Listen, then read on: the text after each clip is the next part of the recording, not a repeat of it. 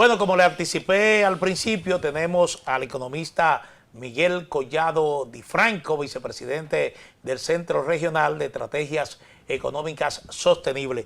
Miguel, agradecido como siempre de tu presencia aquí en Propuesta de la Noche. ¿Qué tal? Un placer estar con ustedes aquí.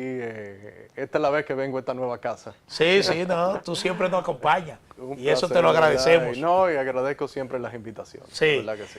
Miguel, nosotros somos parte del DR Casta, entonces no creo que en términos de nuestras exportaciones a los Estados Unidos vayamos a ser penalizados con esta política que pregona el candidato o el presidente electo de los Estados Sí. Unidos, Donald Trump, de imponer aranceles a las exportaciones, a las importaciones de Estados Unidos en un contexto donde él está promoviendo el retorno de empresas que dice que se fueron de los Estados Unidos hacia estos países y al Asia. Entonces, a través del incremento de aranceles, él pretende atraer esas empresas de nuevo a territorio norteamericano. ¿En qué medida esto podría afectarnos a nosotros? Bueno, Sobre todo en términos de inversiones norteamericanas en sectores de la economía dominicana. eh, yo creo que hay que abarcar un poquito más cuál es la propuesta económica de Trump, pero vamos a llegar a tu pregunta. Primero, hay dos elementos importantes. Uno es bajada de impuestos, prefiero impuestos sobre la renta. Eso es un elemento importante. Él lo hizo en la administración primera que tuvo y viene con ese plan. Eso y la desregulación, que también fue un elemento que caracterizó a la administración Trump anterior, pues son dos elementos que definitivamente te ayudan a que una economía crezca y a crear un clima de inversión más favorable. Entonces, esos dos elementos yo entiendo que van a estar ahí, porque él lo puso sobre la mesa y no porque lo haya puesto sobre la mesa ahora, sino porque hay un precedente anterior, que fue en la administración pasada. Ahora, él introduce el elemento que ya también viene de la administración previa suya, que es el de los aranceles, pero en aquella ocasión fue contra China específicamente. Que la administración Biden no corrigió esa distorsión. Yo la llamaría una distorsión porque ¿quién pagó los platos rotos? El consumidor norteamericano, que tuvo que pagar productos más caros. Lo mismo que vivíamos aquí en República Dominicana antes de que tuviésemos la apertura comercial a principios de la década de los 90. Bueno, entonces, yéndonos a la pregunta que tú me haces, pues hay que ver hasta dónde él va a desear expandir esta política de incrementar los aranceles. En aquel momento lo usó, reitero, como un arma política contra o hasta de un tipo de guerra comercial contra China en particular. Actualmente ha dicho que si los mexicanos no detienen el flujo migratorio, pues entonces los castigaría, dicho en palabras llanas, Igual con amenaza hizo contra aranceles. López Obrador durante su primer mandato. Sí, ajá. Entonces, podría ser que se use, dependientemente de que sí, que pueda haber un incremento en los aranceles, que yo lo veo mal, definitivamente es una política errónea desde el punto de vista más sensato que te lo diría la economía básica. Entonces, pero en su caso lo entiendo porque entiendo, no lo justifico, lo comprendo desde el punto de vista tal vez táctico de negociaciones. Entonces, por eso digo, hay que ver hasta dónde él lo va a expandir o lo va a usar en algunos países en particular. Que ya fue China, ahora amenaza a México también. El tema con China entiendo que seguirá. Y lo que tú me preguntas, bueno, pues tendría entonces que ir a negociar tratados de libre comercio si quisiera extender esa política nueva de proteccionismo o de incremento de aranceles. Entonces, hay que estar atentos, obviamente, a ver qué es el desarrollo. Sin embargo, yo soy escéptico en que a nosotros nos vaya a afectar en ese sentido, por lo mismo de que tenemos el derecho CAFTA y por los factores que he explicado. Sí. Pero tradicionalmente Estados Unidos siempre ha sido proteccionista de su propia agricultura, de su propia producción agrícola. Sería como una reafirmación en este gobierno de Donald Trump, una que es parte de su propia vocación, porque se ha criticado de los acuerdos de libre comercio que lo que vamos forzados somos países como República Dominicana, no así los propios estadounidenses. Pero ha sido proteccionista, eso ha cambiado y el proteccionismo ha venido más que bien, más que nada a través de subsidios agrícolas. ¿Y qué representa la agricultura dentro de la economía norteamericana? Pues no mucho en esta época. Sí lo representó en el siglo XIX definitivamente, pero ya a partir de la industrialización, sobre todo la que se produce después de la Segunda Guerra Mundial, pues no representa gran cosa. Entonces, ¿qué te digo? Yo no creo que sea, y vamos, yo no creo que sea el espíritu de muchas empresas, en realidad, en estos momentos, de que de verdad estén anhelando proteccionismo. Yo creo que más que nada querrían un ambiente diferente al que han tenido con los demócratas, que sí le han impuesto más regulaciones, y el tema de de los impuestos bajos, pues yo creo que calaría más dentro del empresariado. Pero esa es mi opinión. Claro. Vamos a ver. Antes de irnos a temas locales, una última parte. La Reserva Federal en el día de hoy baja el tipo de interés en los Estados Unidos. Sí. Y eso siempre, de alguna manera, tiene su impacto en la región, particularmente en República Dominicana. Es una medida ya, yo te diría que interiorizada, ya no es una sorpresa, ya lo esperábamos. Fíjate que el Banco Central de República Dominicana se adelantó a la primera bajada de la FED.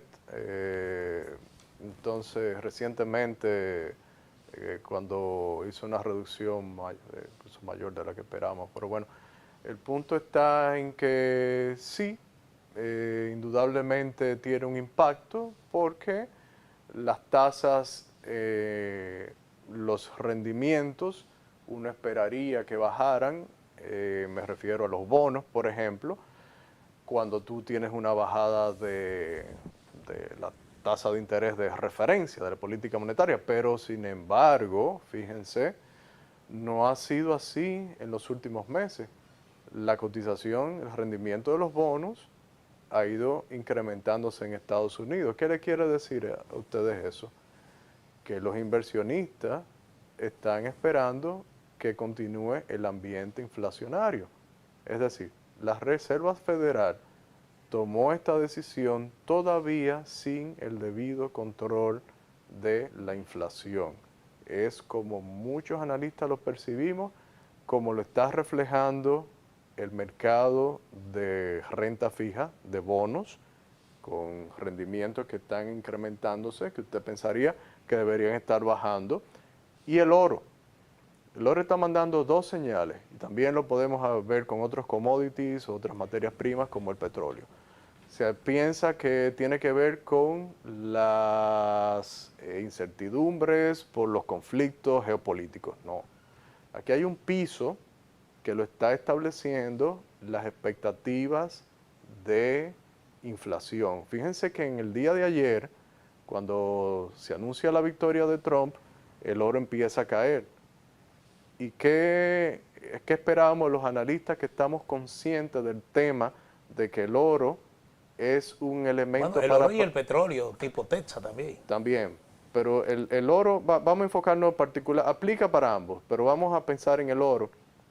Es un elemento para protegerte de la inflación. ¿Por qué? Porque las monedas fiduciarias, dólar, euro, todas están perdiendo valor. Entonces, hay un piso que lo determinan esas expectativas de inflación. Esto es importantísimo, esto no se discute mucho. Se piensa que la batalla, porque es la narrativa de los bancos centrales, y aquí está la Fed, el Banco Central Europeo, los chinos expandiendo.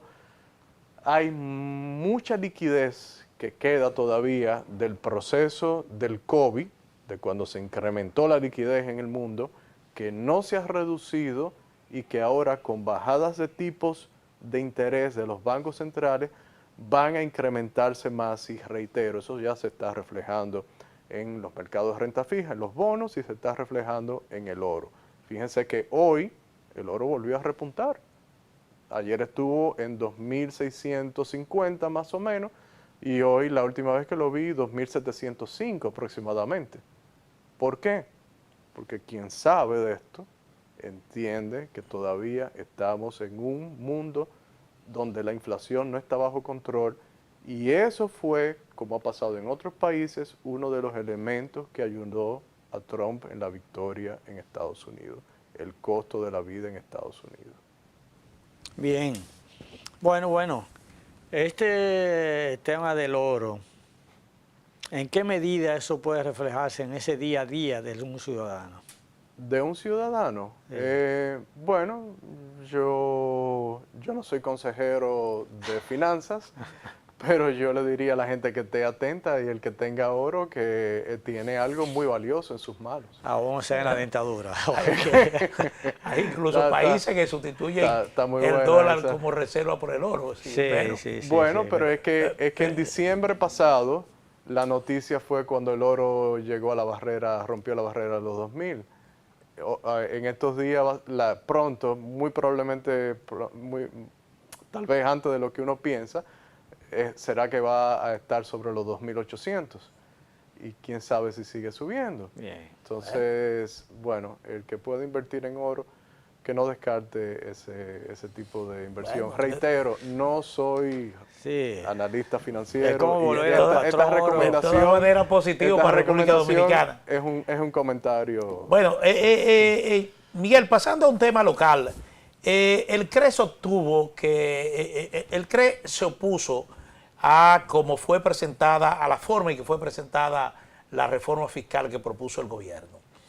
Y tuvo su crítica a las medidas impositivas que se estaban ya planteando. Pero igualmente dijo que República Dominicana estaba perdiendo una oportunidad de oro realmente para revisar su sistema fiscal. Explícanos, por favor.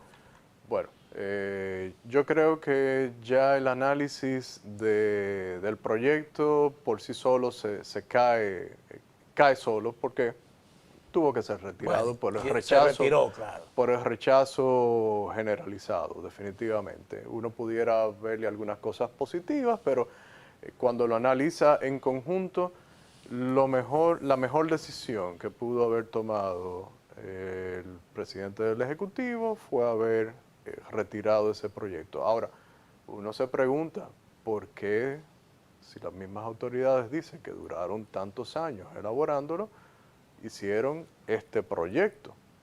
Que tú lo ves y dices, bueno, pero esto va a penalizar a los hogares y a las empresas. O sea, esto no tenía sentido desde el punto de vista de que tú quieres establecer un clima de negocio que te atraiga mayor inversión. Bueno, pues tú de verdad, podías destruir algunas industrias, y obviamente iba a tener un impacto sobre el bolsillo de los ciudadanos y obviamente la rentabilidad de las empresas. Entonces, lo mejor que se hizo, ya que se elaboró ese proyecto que no debió haberse elaborado así, fue retirarlo. Ya, punto. Ahora, ¿qué viene ahora? Entonces ahí lo que decimos es, lo que tú me preguntabas, la oportunidad de oro. Caramba, ¿en qué momento tú haces reformas? ¿O en crisis o en una situación como la que tenemos en República Dominicana, donde no tenemos crisis económica, no tenemos crisis política, tenemos paz social? Entonces, esa esos son los momentos en los que uno entiende que tú debes aprovechar para tú hacer reformas y no esperar a tener una crisis. Recordemos que el periodo último que tuvimos de grandes reformas fue empezando en los 90, o salíamos en el 1990 de una crisis económica y política, y tuvimos una crisis en el 94. O sea, un periodo de conjunto de reformas estuvo matizado por crisis políticas y económicas. Esa no es la situación de República Dominicana. La situación de República Dominicana ahora mismo es para tú apuntalar al país con una sostenibilidad fiscal, pero a la vez haciendo una reforma sensata que permita crear unas condiciones mejores para los inversionistas y para los hogares. Distribuir la carga tributaria y corregir distorsiones que se han venido acumulando con todas las transformaciones que se le han hecho al Código Tributario, incluyendo los incentivos que se han introducido para la evasión, la elusión, la informalidad. Es decir, cuando hablo de incentivo es el estímulo que crea el mismo Código Tributario que tenemos después de todas las modificaciones que se le han hecho. Y pensar que hay dos formas de tú hacer una reforma. O tú la haces porque quieres precipitadamente obtener recursos sin importar las consecuencias sobre la economía, que era lo que parecía que era lo que buscaba esta modificación, esta llamada ley de modernización, o tú eres como el cosechador que tiene en cuenta que los árboles debes mantenerlos y deben de crecer. Tú vas a tener más frutos que lo van a cosechar las mismas autoridades en términos, usando la analogía, obviamente que serían las recaudaciones. Nosotros nos descantamos por esa segunda forma de tú hacer una reforma, que es lo que nos hemos venido proponiendo desde hace muchos años. ¿Y cómo evitar los riesgos que suele ocurrir con los gobiernos de que las reformas se conviertan en una, como es la que pasó, una penalización a la producción y una penalización al consumo? Porque llegar a un punto de que sería lo ideal, de que puedan motivar al mayor desarrollo, como tú decías, de que sea sostenible, ¿cómo lograrlo? Bueno, perdóname, porque sí, el mismo director del Banco Mundial decía, cuando se estaba discutiendo la famosa modernización fiscal, que por qué en América Latina hay una tendencia a hacer compleja esta propuesta cuando se puede simplificar. Es una buena pregunta para los organismos multilaterales, porque nosotros mismos en el CRES advertimos en julio, en 2 ocasiones que los recogió la prensa y decíamos, lo que va a venir es la receta del Fondo Monetario Internacional. ¿Y cuál es la receta del Fondo Monetario Internacional? La que se aplicó en Colombia. El presidente Duque en el 2021, a inicios del año, tuvo que retirar también la propuesta que había introducido de reforma. Claro, allá hubo protestas, entonces hubo que hacer una modificación. La logra aprobar en el 2021 mismo, en septiembre. Viene el presidente Petro con las fórmulas inspiradas de nuevo en el Fondo Monetario Internacional, que son 3 cosas. Ampliación del IVA, lo sabíamos y lo decíamos, pero no pensábamos que lo iban a hacer al 18. Cuando yo hablaba de que es necesaria la ampliación del IVA, y ahí empiezo a contestar tu pregunta, pero la propuesta del CRES es a una tasa del 10 a 3 años. Es decir, en el primer año tú empiezas a incrementar, mejor dicho, ampliar la base, introduciendo bienes todavía a una tasa baja, es decir, de forma gradual, del 4. Las tasas del 18 y del 16 la unificas al 15. Y al tercer año todo converge al 10. Cuando yo explicaba esto me decían, ¿cómo? ¿Pero todos los bienes? Yo decía, sí, porque lo que va a hacer el gobierno muy probablemente es ponerte una tasa de IVA de 16, pensaba yo. Pero no, lo hicieron al 18. Entonces, ¿cómo tú creas un ambiente que sea diferente a este tipo de recetas y que no penalice tanto a los hogares y a las empresas? Bueno, pues precisamente creando condiciones más atractivas para tú pagar impuestos. Vas a tener que tocar diferentes impuestos. Claro. El más importante es el IVA Claro. transversal, te ayuda con el control cruzado, es decir, las ventas que están ahí las vas a poder cruzar y las vas a ver reflejada en el impuesto sobre la renta, que sería más difícil la evasión. Ahora mismo no es tasa cero que hay, son productos exentos totalmente. No tienen que ser reportadas las ventas necesariamente. O sea, no hay ese control. Lo que quiero, a donde voy con todo esto es crear un sistema tributario más amigable, con controles y que favorezca el crecimiento, que no penalice tanto las actividades. ¿Cómo tú vas a poner un impuesto al ahorro en un país que necesita mayores inversiones? Y no me refiero a la modificación que se introducía con esa ley, sino ahora mismo tenemos un impuesto al ahorro de 10%. Estamos castigando precisamente a algo que es lo que te produce, te genera las inversiones. Son los fondos prestables que pueden destinar los hogares cuando depositan en sus cuentas de ahorro que están ahí para que alguien pueda, un emprendedor, tomarlo prestado. Entonces, obviamente la forma en que hay más fondos prestables, pues la tasa naturalmente de interés te va a bajar. Eso es natural, no lo vas a tener que hacer artificialmente con medidas de las autoridades monetarias.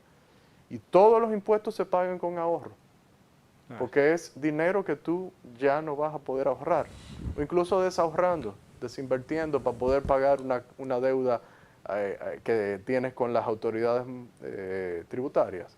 Bueno, Entonces, por ahí es que va la cosa. el tema es que a la población, por ejemplo, se le justificó esta reforma fiscal diciéndole, bueno, yo voy a destinar mayores recursos para seguridad pública, mayores recursos para mejorar la red vial de República Dominicana, mejorar el salario mínimo en el sector público, reducir el endeudamiento, es decir, yo voy a buscar menos prestado en el extranjero para fomentar proyectos que podemos hacerlo ya con ahorro interno. Entonces uno se pregunta, ¿ahora qué? ¿Y cuál es el riesgo en términos inmediato o futuro, inmediato o futuro, que tenemos el no hacer la reforma? Pero ahí es que viene la paradoja y que yo creo que tuvo un rechazo más de la población. O sea, tú me vas a quitar dinero para gastarlo. Y con la tradición de gastar más. Entonces, si tú haces un sacrificio, es para una consolidación fiscal. La consolidación fiscal es precisamente para tú ahorrar. Nosotros hicimos el ejercicio cuando tú tienes en cuenta que, o sea, asumiendo los números de las mismas autoridades, voy a recaudar 122,000, voy a gastar 110,000, pero voy a gastar 5,000 en el subsidio a través de Aliméntate y voy a incrementar, porque eso no estaba en los 110,000, pues lo que tú mencionaste, los salarios mínimos de los servidores públicos. Siendo conservadores, nos dio que eso era prácticamente lo mismo. Entonces tú, de un presupuesto, o más bien un déficit que vas a tener para el 2024 de 3.1% del PIB y que presupuestas en lo que ya se introdujo en el Congreso, sin las modificaciones de 3.0, y vas a llegar a uno de 2.9. Es decir, te ibas a quedar en lo mismo. Y cuidado, si era 3 o si era 3.1 o quién sabe si 3.2, porque las decisiones de gasto son estrictamente políticas y también están sujetas a eventualidades. Y los ingresos los ingresos también, los ingresos pueden ser cíclicos. Perfectamente esos 122,000, primero, las estimaciones aguantan todo. Tú puedes ser las estimaciones, el que está haciendo estimaciones es el más optimista del mundo. Ahora, la realidad es la que se impone y te dice si tú vas a recaudar verdaderamente esos 122,000. O sea que la deuda pudo haber sido mayor. Entonces el dominicano iba a hacer un sacrificio, el hogar, la empresa, sin consolidación fiscal. La deuda iba a ser igual, Manuel. Ese es el mensaje. Yo creo que mucha gente lo entendió. Y lo entendió también cuando se le dijo en un momento, semanas antes, se va a tener un ahorro de 25,000 millones por fusiones y eliminaciones de ciertas instituciones públicas, pero lo vamos a gastar en tal cosa. Y el ciudadano de a pie que entiende dijo, ¿y dónde está el ahorro entonces? Sí. No hay ahorro. Sí, sí, pero todo el mundo coincide en que la reforma es necesaria. Ahora, ¿cuál es la consecuencia de no hacerla? La reforma es necesaria. Yo enfatizo en esto, porque es como que la sociedad civil, no la sociedad civil, yo creo que hay mucha gente ya en la sociedad civil que está entendiendo las cosas. Esto mismo que estaba explicando. Pero hay muchos economistas que insisten en que es necesario por la razón de que el gobierno va a gastar más y es como justificando ese gasto y tenemos que conseguirle dinero.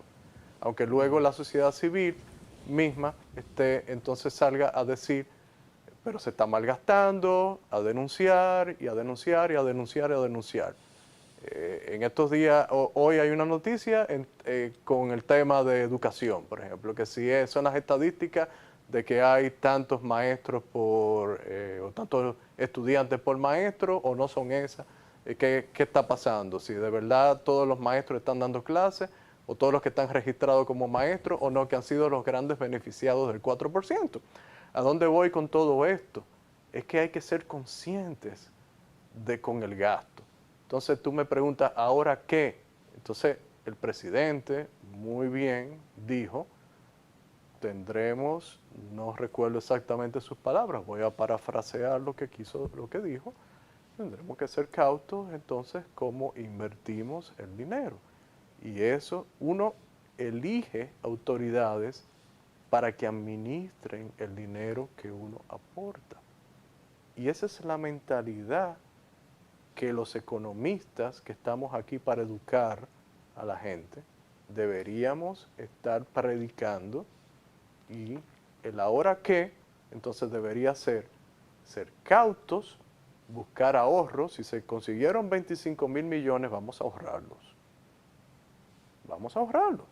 Y si se buscaron 25,000 millones, es posible que haya más. Es posible, no, es que hay más. Es posible hacer el esfuerzo por buscarlos. Se habla mucho del tema de elevación, se ha puesto de moda. Y la alusión. Y la ilusión. La ilusión, por supuesto, pero hablo particularmente de elevación. Inmediatamente se retira el proyecto, sale, inmediatamente es el tema que nos está ocupando. No sabemos cuánto hay ahí, pero hay oportunidades también. Entonces, lo que no podemos seguir haciendo parches, y lo que sí debemos hacer antes de que las condiciones se deterioren más, es una reforma, una transformación verdadera en términos tributarios. Bueno, muchísimas gracias a Miguel Collado Di Franco, economista, vicepresidente ejecutivo del Centro Regional de Estrategias Económicas Sostenibles. Ángel Barriuso, un servidor, Manuel Jiménez, como siempre, agradecido de su sintonía con esta propuesta de la noche por Teleimpacto, Canal 52 en Claro y 22 en Altice. Buenas noches.